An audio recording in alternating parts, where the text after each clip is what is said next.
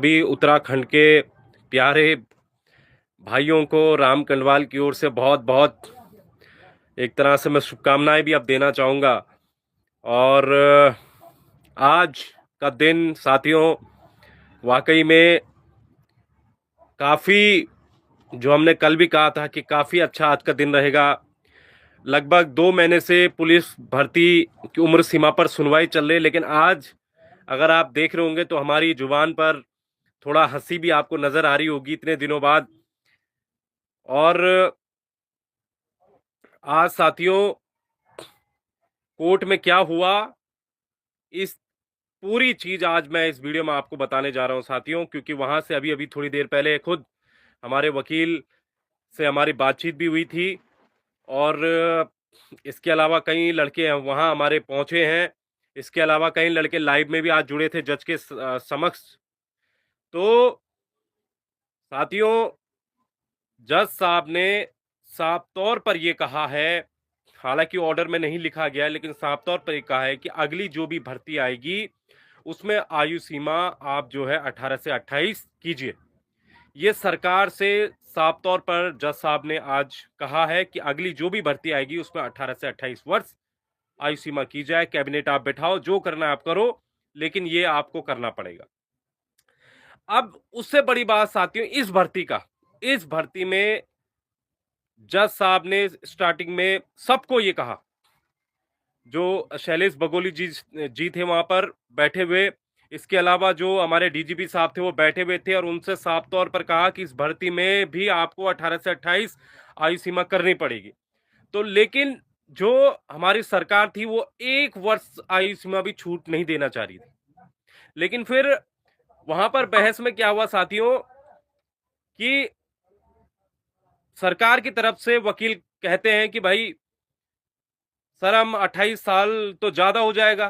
तो जज साहब का कहना था भाई 28 साल तुम्हें ज्यादा लग रहा है, और जो तुम जो है 60 साल के बाद फिर से मौका दे रहे हो अधिकारियों को, उनका क्या, उनको भी तो मौका दे रहे हो।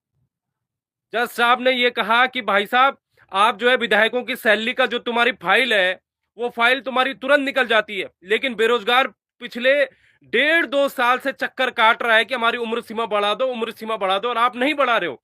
लेकिन मंत्रियों की सैलरी बढ़ाने की फाइल तुम एक ही झटके में उसको जो है उस पर साइन कर दे रहे हो। तो जज साहब ने कहा भाई साहब ये तो अन्याय है छात्रों के साथ। उन्होंने कहा कल शाम को 4 बजे इसका फैसला हम करेंगे, इस पर आगे हम सुनेंगे। तो साथियों मैंने पहले भी आप लोगों से कहा है कि आप अपनी तैयारी शुरू करके रखो। ऐसा नहीं कि देखो कोई बच्चा अगर छूट गया होगा, अब किसी ने तैयारी छोड़ दी, भाई कुछ नहीं हो रहा, तैयारी रखनी है जारी, तैयारी जारी रखो। आज से ही फिर से दौड़ना शुरू कर दो अगर किसी ने छोड़ दिए तो। लेकिन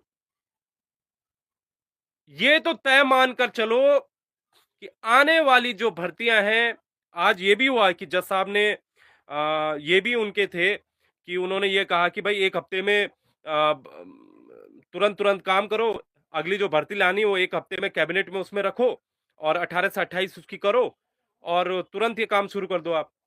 लेकिन फिर हमारे जो वकील साहब थे उन्होंने ये कहा कि सर अगली तो अगली हो ही जाएगी, लेकिन इस वाली भर्ती का क्या होगा, इस वाले भर्ती में युवाओं को उम्र सीमा में छूट मिलनी चाहिए। तो साथियों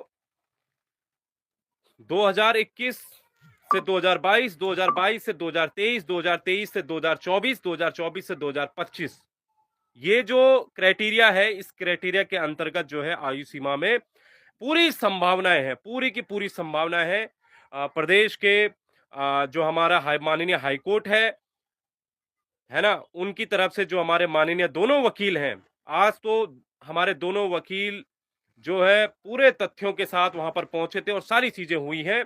और भगवान के घर देर है अंधेर नहीं है साथियों, कल शाम को 4 बजे आप सबसे दोबारा लाइव आया जाएगा।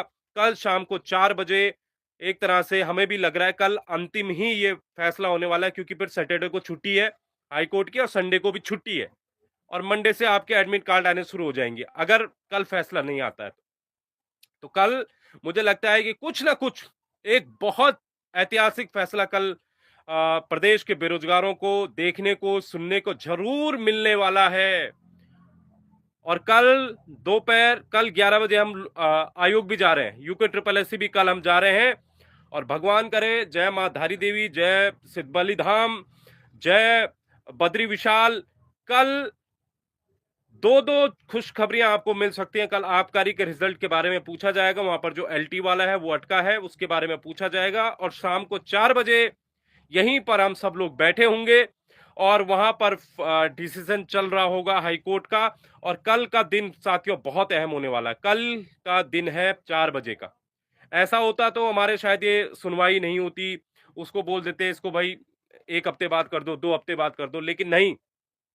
परसों सुनवाई हुई, आज सुनवाई हुई, फिर कल सुनवाई है।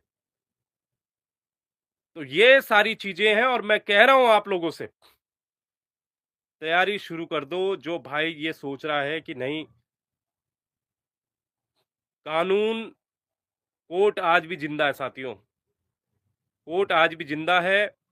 अगर आप तथ्यों के साथ, तरीके के साथ जाते हैं तो कोर्ट जरूर आप लोगों की सुनती है। ये हमने आज देख दिया साथियों। आज लगभग 1.5 घंटे से ज्यादा, लगभग 2 घंटे की बहस हुई। लगभग 1.5 घंटा जो मैंने देखा, 1.5 घंटे के लगभग जो आज बहस हुई। इधर से डीजीपी साहब बैठे थे, इधर से हमारे सचिव, गृह सचिव जी बैठे थे। लेकिन सबसे बड़ी बात तो यह है साथियों कि सरकार तब भी नहीं मान रही है। जज साहब ने इतनी उनसे रिक्वेस्ट किया, अरे बढ़ा दीजिए, अरे 4 साल बढ़ा दो, क्या दिक्कत हो गई, इतना सारा जज साहब ने उनसे कहा, लेकिन सरकार मान नहीं रही थी। लेकिन एंड में साथियों जाते जाते फिर जज साहब ने ये कहा कि इसको कल शाम को 4 बजे और 21 से 22, 22 से 23, 23 से 24, 24 से 25 ये जो वैकेंसी थी इसका उन्होंने मांगा है कल, कि यहां पर तुमने जो है, जब हर साल लिखा है कि हर साल भर्ती आनी है पुलिस कांस्टेबल की, इनकी नियमावली में लिखा है कि हर साल हम जो है भर्ती लाएंगे, अगर एक पद भी होगा तो ये 21 से 22, 22 से 23, 23 से 24, 24 से 25 भर्ती क्यों नहीं लाए? तो यहां पर वो फंस गए हैं साथियों। तो कल काफी अहम दिन होने वाला है। कल हम काफी जगह जाने भी वाले हैं, जिसमें सचिवालय भी होगा आपका। सुबह पहले हम यूके ट्रिपल एस जाएंगे, उसके बाद हम सचिवालय जाएंगे जहां पर यूपीसीएल पिटकुल वाला मैटर अटका हुआ है, वहां पर साइन कराने हैं।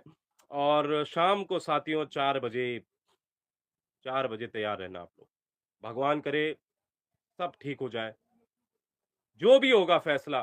कल भी मैंने कहा था, आज भी मैं कह रहा हूं, कल जो भी फैसला होगा सब आप लोग तैयार रहिएगा। फिलहाल साथियों नमस्कार, जय हिंद, जय भारत, जय उत्तराखंड।